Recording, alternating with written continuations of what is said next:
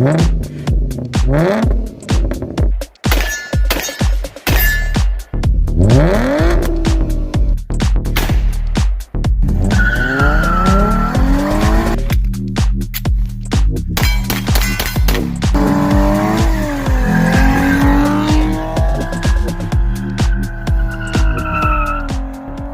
we're going to check out this rigger today. It's the SR1911, but it's the commander size, so it's a little bit shorter than full length. I don't have the exact stats right now. They're like 4 1/4, 4.5 inch barrel like that. I believe it's 4 1/4, but don't quote me on that. So it's just a little bit shorter. But this one is also, on top of being the commander, so it's a little shorter, it's also a lightweight model. So it's a few ounces lighter than other commander models. And I can tell you, we just recently featured a Remington R1 Commander on the channel a few weeks ago, and this one is definitely lighter. This one is about as light, even though it's a larger, about as light as the Colt Defender I had and I featured last year. So it's I was surprised when I picked it up because it's a considerable amount larger than the Colt Defender, which is like a carry size. You know, everything's it was even shorter and the grip's shorter. But this one doesn't feel any heavier. Unfortunately, I don't have that Colt anymore to compare it to, but just off of memory, it's about the same weight. I mean, I'm sure you could look up the specs on it and see if I'm close on that analogy or not. But yeah, it's not only is it lighter because it's commander size, but it's also had things done to it, which I'm not going to go over and all that right now, to make it even lighter. So I'm definitely feeling that. That's pretty light. So with that comes extra recoil.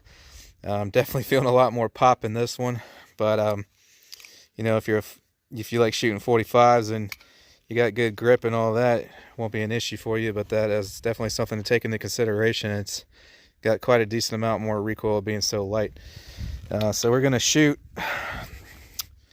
Federal High Shock 185 grain hollow points, Winchester White Box 230 grain ball, and some of these 230 grain hollow points, new stuff by Blackline. I'm gonna be doing gel tests on these soon, and that's about it. Like I said, it's scaled down and lightened. There's your sights. So it's got the same sights as the full size,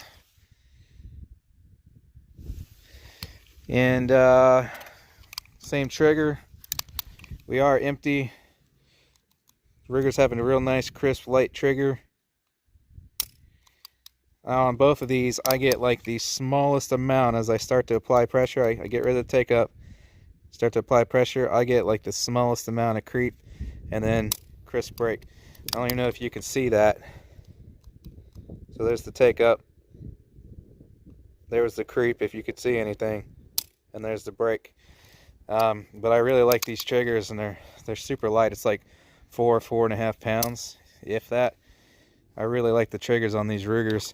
We haven't shot anything real high end on the channel, but of all the 1911s we've featured, and we got to be getting up there around, shoot, I don't know, probably around 10 now. These Rugers have my favorite triggers so far of everything I've shot. So I don't have much else to say about it. I'm going to run it, get these targets set up here, try to put in a little group, and just have some fun. Alright, this is the Factory 7 round magazine. I got it loaded with those 185 grain high shocks or whatever they were by Federal. Let's see where to hold on the target.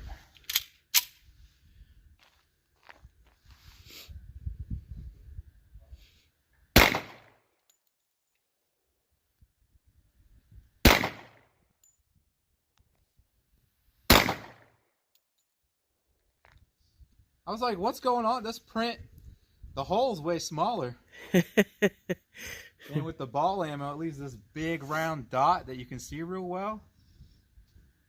Well, you can see on the other targets, those big dots are from the 230s. These 185s with that cut tip is like, whoop, it's leaving a real small hole, but you can see those, right?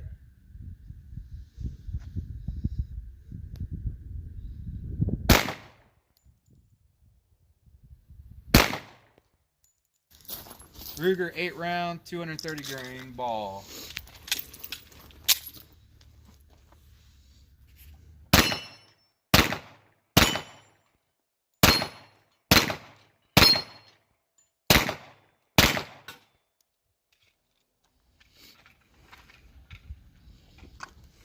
Oh, by the way, if you couldn't tell by the target, it's the center hold. Basically goes right where the sights are pointing.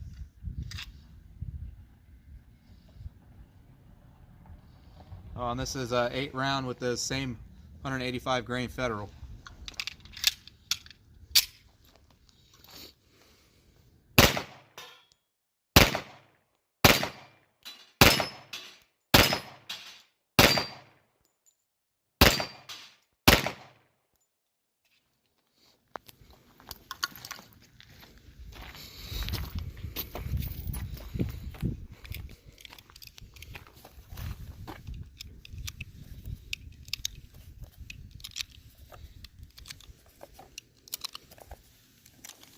Doing a little crappy out there.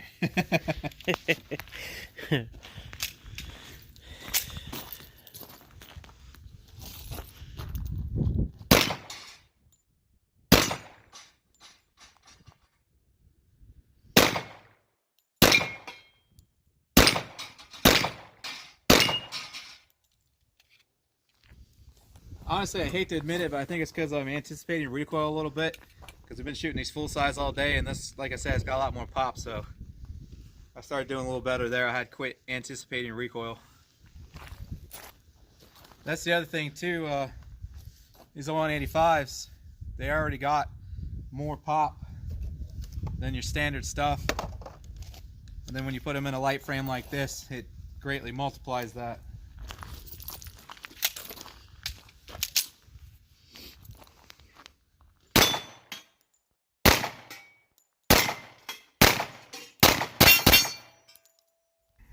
So yeah, I need a little more practice with that model. Like I said, I'm really used to shooting these full-size ones, but good news is it ran everything without any hiccups. It's a brand new gun, by the way. I probably forgot to mention that. So other than a few magazines off camera before we started recording this, you know, those were the first shots. So it ran. Oh, that reminds me, we got this. We're going to try these real quick. These, now I can't remember if I showed them in the beginning or not, but these black line 230 grain hollow points, see how they run, which I'm sure it'll be no issue. But this thing's it's been my experience with my full size too. These things are like tanks. They eat anything I throw at them.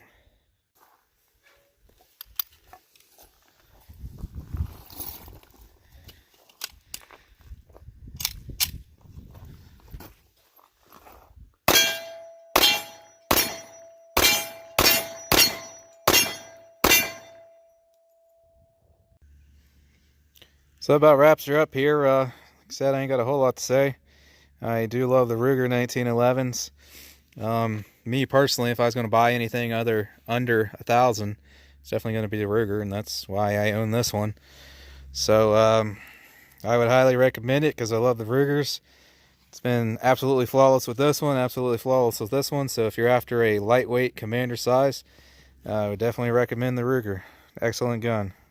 If you want to know when I post, make sure you subscribe, hit the bell, click all to be notified when I post videos. If you guys like the video, leave me a like. Thanks for watching, and I'll catch you on the next one.